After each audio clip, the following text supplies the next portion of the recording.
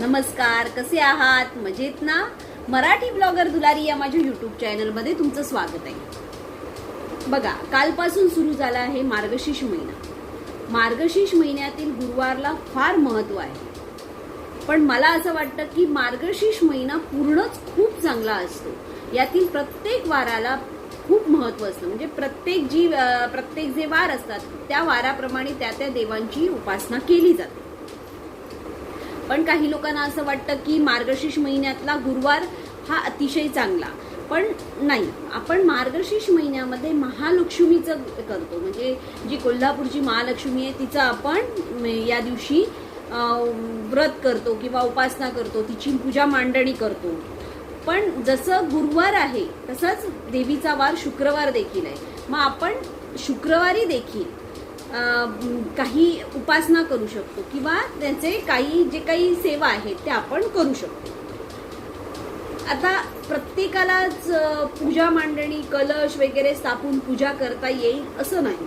मग त्यांनी काय करायचं, तुमच्या घरात जर माता लक्ष्मीचा जर फोटो असेल, मूर्ती असेल, तर तिची तुम्ही नुसती पूजा केली, त्या दिवशी तिची नुसती पूजा केली, म्हणजे हळद, कुंकू, फुलं, गंध, अक्षता वाहून तिची पूजा केली तरी चालतं. कारण कलश स्थापून पूजा केली कीच पूजा फलदायी होते असं नाहीये. तर तुम्ही अशा प्रकारे देखील पूजा करू शकता. आणि ही पूजा देखील तुम्हाला म्हणजे असं नाही की मग ती तुम्हाला खंड पडता नाही किंवा अशा काही गोष्टी नसतात. ह्या सगळ्या अगदी आपण ठरवलेल्या गोष्टी असतात. त्यामुळे जर तुम्हाला कलश स्थापून पूजा नाही करता येत, म्हणजे कलश स्थापून पूजा केली तर मग ती कायम केली पाहिजे, मग तिचं म्हणजे त्याचं उद्यापन करायचं वगैरे, ह्या जर तुम्हाला गोष्टी हे असतील तर तुम्ही नुसता महालक्ष्मीचा फोटो हे करून किंवा मूर्ती ठेवून तिची पूजा तुम्ही नुसती करू शकता, म्हणजे जी आपल्या देवाऱ्यात असते ती. कारण आपण मनोभावे जी कुठली गोष्ट करतो त्याला फार महत्व असतं. कुठलीही गोष्ट करा, कुठलीही पूजा करा. आता तुम्ही मार्गशीर्षातले सगळे गुरुवार पुजता आणि तुमच्या डोक्यात जर दुसराच विचार असेल तर त्या पूजेला काहीही अर्थ नाही. ती पूजा, कुठलीही पूजा करताना मनोभावे करा, त्याचा तुम्हाला नक्कीच चांगला फायदा होतो. तर या दिवसामध्ये मार्गशीर्ष महिन्यामध्ये आपण जे गुरुवार करतो किंवा तुम्ही कुठला शुक्रवार केला तर त्यावेळेला आपल्याला देवीचे मंत्र म्हणायचे असतात. मग तुम्ही कुठलाही देवीचा मंत्र म्हणा, म्हणजे महालक्ष्मीच्या विद्महे विष्णू पत्नीच्या धीमहि तन्नो लक्ष्मी प्रचोदयात, किंवा सर्व मंगल मांगल्ये शिवे सर्वार्थ साधिके शरण्ये त्र्यंबके गौरी नारायणी नमोस्तुते. या मंत्राचा जरी रोज एक माळ जप केला, पूर्ण मार्गशीर्ष महिना रोज एक माळ जरी जप केला तरी त्याचा तुम्हाला नक्कीच फायदा होईल. म्हणजे जर तुम्हाला कुठलं कलश स्थापून पूजा करता येत नसेल किंवा आणि काही प्रत्येकाकडे वेळ असतो असं नाही, प्रत्येक जण आज खूप बिझी झालेला माणूस आहे, त्यामुळे तुमच्याकडे वेळ नाही, अरे बापरे मी ही पूजा करू शकत नाही, सगळे करतात मीच करू शकत नाही, असं काही नाहीये. तुम्ही नुसता एक माळ जप जरी केला किंवा येता जाता महालक्ष्मीचा जरी मंत्र म्हटला तरी तो तुम्हाला खूपच चांगला फलदायी ठरणार. गुरुवार शुक्रवारी जरी केला, मग तुम्हाला अगदी रोज नाही जमला तर गुरुवार शुक्रवारी करा.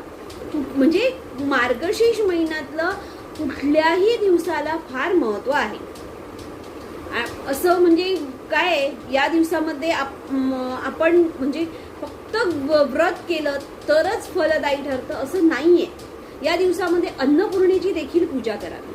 तशी तर बघा, आपण जसं प्रथम गणपतीचं पूजन करतो तसं अन्नपूर्णेचं देखील प्रथम पूजन करावं.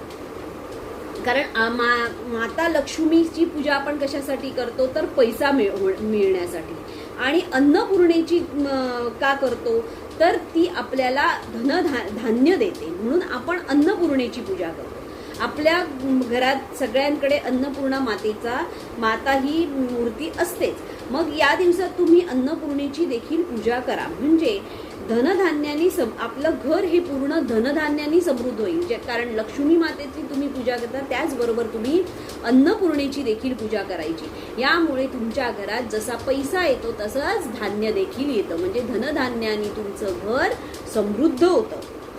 बघा, यावेळी आपल्याला अन्नपूर्णेचा एक मंत्र म्हणायचा. आपण या दिवसामध्ये ज्या वेळेला अन्नपूर्णेची पूजा करतात, तशी तर मी तर म्हणते अन्नपूर्णेची रोजच पूजा करायची.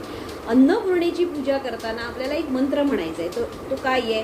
ओम नमो अन्नपूर्णे, जय अन्नपूर्णे, सुख शांती प्रत्यय कारणम, वांछितम वांछितम, ओम क्रीम क्रीम क्रीम फट स्वाहा. हा अन्नपूर्णेचा मंत्र आहे. हा अन्नपूर्णेचा मंत्र तुम्हाला म्हणायचा आहे. तर बघा, हा मंत्र म्हटल्यामुळे आपल्याला घरात कोणतीच गोष्ट कमी पडत नाही. कारण आपण कुठलीही देवपूजा करताना गणपतीरायांचं जसं स्मरण करतो ना, त्याचप्रमाणे आपल्याला देवी अन्नपूर्णेचं देखील स्मरण हे केलंच पाहिजे.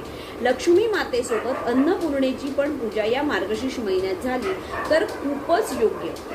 तसा मी आता जो तुम्हाला अन्नपूर्णेचा मंत्र सांगितला, तसा तो रोज संध्याकाळी 3 सांजेला 3 वेळा आपल्या किचनच्या ओट्याकडे उभं राहून रोज हा मोठ्याने 3 वेळा म्हणायचा. रोज 3 सांजेला दिवे लागणी झाली तुमची, तुम्ही दिवा लावला, देवासमोर दिवा वगैरे लावला, तुमची जी सगळी कामं झाली की त्यानंतर तुम्ही जेव्हा ओट्याकडे येणार, किचन ओट्याकडे, त्यावेळेला तुम्हाला तिथे उभं राहून हा मंत्र 3 वेळा मोठ्या आवाजात म्हणायचा आहे. तुम्हाला हा रोज म्हणायचा आणि रोज करून 1 महिना करून बघा. हा मार्गशीर्ष महिन्यात उद्यापासून सुरुवात करा तुम्ही. हा 1 महिना करून बघा आणि पुढच्या महिन्यात तुम्हाला काय अनुभव येतो हे मला खरोखरच कमेंटमध्ये सांगा, कारण ह्याचा खूप चांगला अनुभव येतो.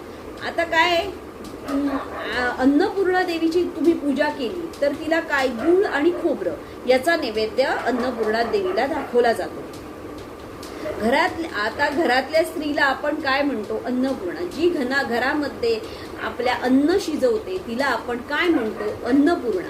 म्हणजे बघा, जेव्हा घरातली स्त्री एखादा पदार्थ शिजवत असते ना, त्यावेळी तिची मनस्थिती काय असते, म्हणजे तिच्या डोक्यात काय विचार चालू असतात, ते सगळे विचार त्या पदार्थामध्ये उतरतात असं म्हटलं जातं. काय म्हटलं जातं की ती स्त्री त्यावेळेला कोणता विचार करते आहे तो सगळा त्या पदार्थामध्ये उतरला जातो आणि त्याचप्रमाणे तो पदार्थ बनतो, अशी एक समजूत आहे.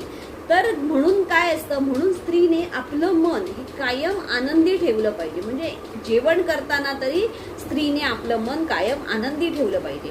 तसं जसं हे स्त्रीला करायचं आहे तसं घरातल्या इतरांचं देखील कर्तव्य आहे. म्हणजे इतर सदस्य जे घरात आहेत त्यांचं देखील कर्तव्य आहे की त्या स्त्रीचं मन सतत आनंदी कसं राहील. कारण त्या स्त्रीचं मन जर सतत आनंदी राहिलं तर अख्खं घर आनंदी राहतं. त्यामुळे घरची स्त्री ही कायम आनंदी असली पाहिजे. हे तिचं जसं कर्तव्य असतं ना, तसं घरातील इतर माणसांचं देखील कर्तव्य आहे की आपल्या घरातली जी करती स्त्री आहे ती कशी आनंदी राहील आणि तिला आपण कसं आनंदी ठेवू, हे सगळ्यांचंच काम आहे. तर एवढंच सांगते की कुठचीही पूजा करताना गणपती बरोबर अन्नपूर्णेची देखील पूजा करा कायम. आता ज्या वेळेला तुम्ही कुठलीही पूजा करताना आपण गणपतीरायांचं स्मरण करतो, तसंच कायमच तुम्ही अन्नपूर्णा देवीचं देखील स्मरण करा. कारण ज्या वेळेला या सगळ्या गोष्टी आपण कशाशी निगडीत येतात की अन्नाशी, म्हणून मग तिचं देखील आपल्याला स्मरण कायमच घरामध्ये केलं पाहिजे. त्यावेळेला आपल्या घरामध्ये धनधान्याची कधीच कमतरता भासणार नाही. लक्ष्मीची पूजा करताना माता अन्नपूर्णेची देखील विधिवत पूजा करा, अनुभव घ्या आणि तुमचा अनुभव माझ्याशी नक्की शेअर करा. तुम्हाला काय अनुभव येतो, कारण कुठलीही गोष्ट अनुभवाशिवाय आपल्याला कळत नाही. आपण एखादी गोष्ट केली तर त्याचा आपल्याला अनुभव आला पाहिजे. अरे पण ती करताना मात्र मनापासून करा. मी सांगितली आणि तुम्ही केली तर त्याचा तुम्हाला काहीही अनुभव येणार नाही, कुठलाच एवढा सुद्धा अनुभव येणार नाही. मी जे सगळे उपाय सगळं जे सांगते त्याबरोबर तुम्ही अनुभव घेण्यासाठी तो मनापासून करावा लागतो. मनात पूर्ण श्रद्धा ठेवून जर तुम्ही केला तर तुम्हाला त्याचा नक्कीच फायदा होणार. आणि मी आता तुम्हाला सांगितलं जसं की उद्यापासूनच उद्या शुक्रवार आहे, उद्यापासूनच लक्ष्मीचे मंत्र आणि अन्नपूर्णेचा मंत्र तुम्ही सुरू करा. आणि या मार्गशीर्ष महिन्यामध्येच तुम्हाला काय अनुभव येतो ना ते मला नक्की माझ्याशी शेअर करा, कारण मला तुमचे अनुभव जाणून घ्यायला खूप आवडेल. त्यामुळे तुम्ही तुमचे अनुभव माझ्याशी नक्की शेअर करा. आणि त्यामुळे कसं होईल, मला देखील कळेल की मी जे उपाय तुमच्यापर्यंत पोहोचवले त्याचे तुम्हाला काय अनुभव आले. त्यामुळे तुम्ही तुमचे जे काही अनुभव असतील ते माझ्याशी नक्की शेअर करा आणि कमेंटमध्ये श्री स्वामी समर्थ लिहायला विसरू नका. श्री स्वामी समर्थ.